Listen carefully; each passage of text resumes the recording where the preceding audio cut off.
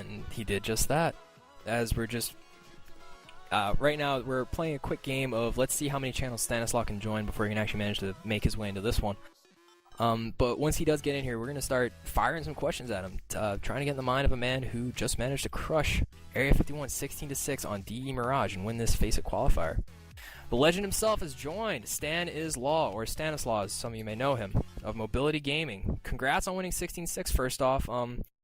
I think the tip of everyone's mind right now is, what was going through your head for that 1v4 clutch? Why did you elect to start off with a knife of all things?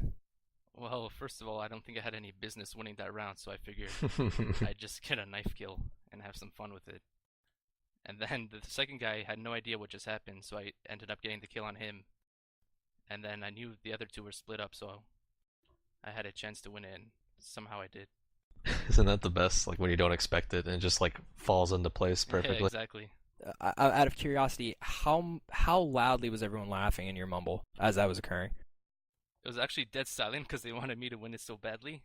You could hear them laughing on the end game right afterward. We lost the round right after that because we were laughing too hard. I mean, I guess that's how it goes sometimes. So, I've got to ask, for Mobility's perspective, you're playing with Slip right now, who I'm led to believe is currently filling in for Strider. Did that affect your preparation at all coming into today's set of qualifying matches, and do you feel that put you at any sort of advantage or disadvantage heading into a matchup against an invite team like 51? Well, Strider left 10 days ago, so we've been playing with Slip for about a week now, so we've had time to prepare.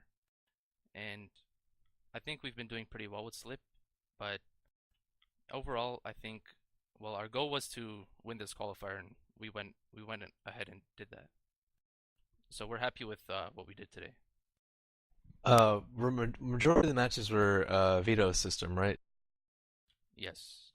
So did you guys try to get as much Mirage as possible? I think that was the last played ECA map, correct? Or was it Dust 2?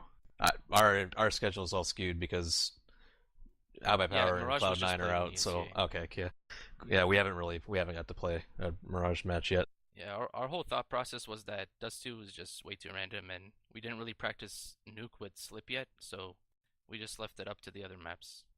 And it usually ended up being on Cache and Mirage, and Area 51 decided to veto Cache, so. Yeah, well, that's good. That's good to get. You definitely want to have your final match on a map that's just fresh in your mind. You've just gone over it. That's pretty good. That's fortunate. I could say the same for them, but it seemed like they were a little bit unorganized. That might be because, I mean, they were down 2 players, but I mean, you guys have also been using a backup as well, so.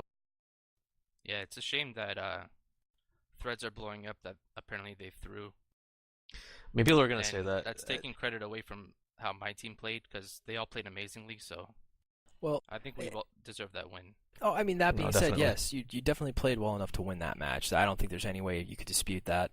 I think most people make those threads, though, as a result of they threw essentially money down on their team to win, and it didn't happen. So obviously, it's got to be a fluke, right? Because the most intelligent people in the world are the ones that put the bet down on the losing team.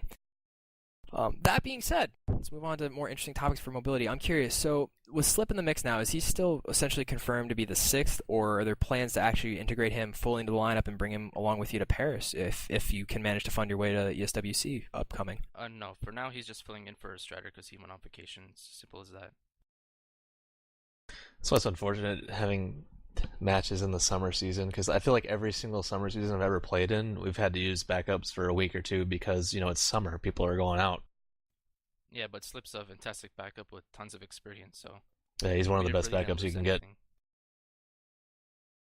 Yeah, don't be afraid to ask questions in chat if there's anything you want to ask from Stanislaw, who is the in-game leader for Mobility. Just managed to conquer Area 51 on Mirage, 16-6. Stanislaw, I've got to ask, because your team seems to have really risen to the top within the past couple of seasons. How did this team come together? Who are like the main personalities that drive Mobility Gaming? Well, the core was me, Sidoff, and Davey. We've been playing together for a few years now, and when we decided to make a team, then we just simply advertised on ESCA, and that's how we ended up finding Strider and Zek. So we had a really solid season with a core 5. We didn't switch anyone out, so it's really beneficial to have set 5 for a long period of time. So just working your way to the top, which is, again, it's a good story for people who are just starting out, because a lot of the times you just see these super groups get thrown together. People who just have a wicked amount of experience, and the only way you're allowed to play with them is if you have a wicked amount of experience. So it's nice to see. Just people manage to come together, congeal, and actually make a real roster. Yeah, I mean, recently our most we attended ESWC qualifiers and we ended up placing second. So, I mean, we've really been improving over the past few months, and I think it's really starting to show with our results. Coming into this match today, was there any sort of thought process, specifically for the Mirage match, that you wanted to do starting on T side, or rather CT side? Was there any way you wanted to play against a team like 51? No, we don't really worry about how other teams play. We just worry about our game, and that proved to be beneficial because, 13-2 CT side. Yeah. Mirage is our best map after all. Okay, there you have it. If you're playing mobility in the future, don't forget to veto that map first. Out of curiosity, you guys seem to do something on CT side that I found interesting, because a lot of teams don't elect to do this right off the bat.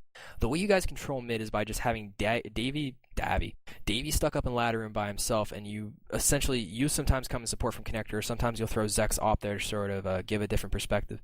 Is there any particular reason why you decided to go with that setup with essentially 3 turret A, 1 ladder, kind of cat-ish, and side off on an island at B? Well, I pretty much just go off how I feel, so I really can't explain how my thought process works. It's just I'm pretty much countering during the game, like how the other team's playing. I'm really good at adapting to what they're doing, so they really never took mid control, so we were able to play passive almost every round. And is that the preferred play style for mobility, you'd say? Is it more passive setup? Like I said, we don't really have a set play style. We play the team that we adjust during the match. I guess that's the best way to explain it. We don't go into like a match with a mindset of saying, okay, we gotta play passive right away. Just gonna go with the flow of the match. Right. Okay. Exactly. That's good. It's good to not base your setups around another team's setups. You always need to play your game. And a lot of teams, my own included, it really messes with us actually if people tell us, oh, they do this on their pistol round. You should like they're gonna rush A or something like that, and so like we try to like counter that, and we end up screwing ourselves over because like they either don't do it or like they do it and we are trying too hard to counter it, and we ended up just not playing our own game. Like it's better to just play the way you're comfortable with than trying really hard to counter strat people. Yeah, exactly. We're confident in our ability, so we just play the way we play, and it's proved to be working very well for us. So the future of MG right now, I think you're sitting pretty in Premier with a 6-1 record, if I'm not mistaken, and you do have that ESWC tournament coming up in November, late October, if I'm not mistaken. Yep, October 28th. Where do you plan on seeing mobility gaming this time next season, in ESCA or elsewhere? Like, what are the plans for mobility right now? Well, I think our ambition is to be an invite on the ESCA, and we want to take it one event at a time. So the fact that we qualified for France is a huge opportunity for us to gain some experience on the international scene, and I actually think we have a good chance of doing well. But yeah, this time next season, I think we'll definitely be an ESCA invite and, giving teams a run for their money. That's good, man. I think that you guys are a really solid. I would have said up and coming team a season ago, but now I don't think you're up and coming because I think people know like generally who you are now. But I thought I actually, like, to be honest, I actually would have bet on you guys today, but I couldn't because I'm using this Go Lounge script and it's not updated, so my bet couldn't go through.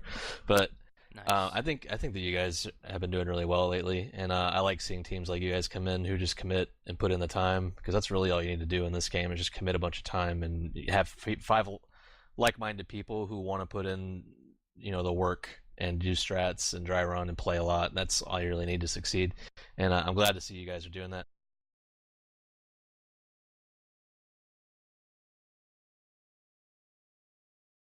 Well, guys, if you don't have anything to ask in chat, I think we're gonna come close to wrapping it up soon. So again, I just want to thank you, Stanislaw, for coming in, taking the time to talk to us, and again, congratulations on winning today.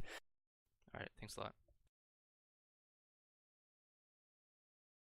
And with that, I think we're going to call it quits here at GoRGN TV. Thanks for tuning in. Before you go, though, just a shout out again to our sponsors at Reliable Gaming Network of Edge Gaming Servers, Elite Clothing, fantastic resources, people. Go check them out. They're awesome. We'd like to thank FACEIT for letting us cast their qualifier. If you like the action you saw today, don't be afraid to tune in again tomorrow at 4 p.m. EST for more matches that'll probably be listed on CSGO Lounge. And don't be afraid to use ReadyBet.com too, if you want to get all your betting services in right away. I just want to thank you guys again for tuning in. I was Kanichow doing the play-by-play. Tonight was Mark doing the color. Mark, got any closing thoughts? Not especially. I think you covered. Well, in lieu of Mark saying anything special, I'm going to say go celebrate Shark Week. Bite someone in half.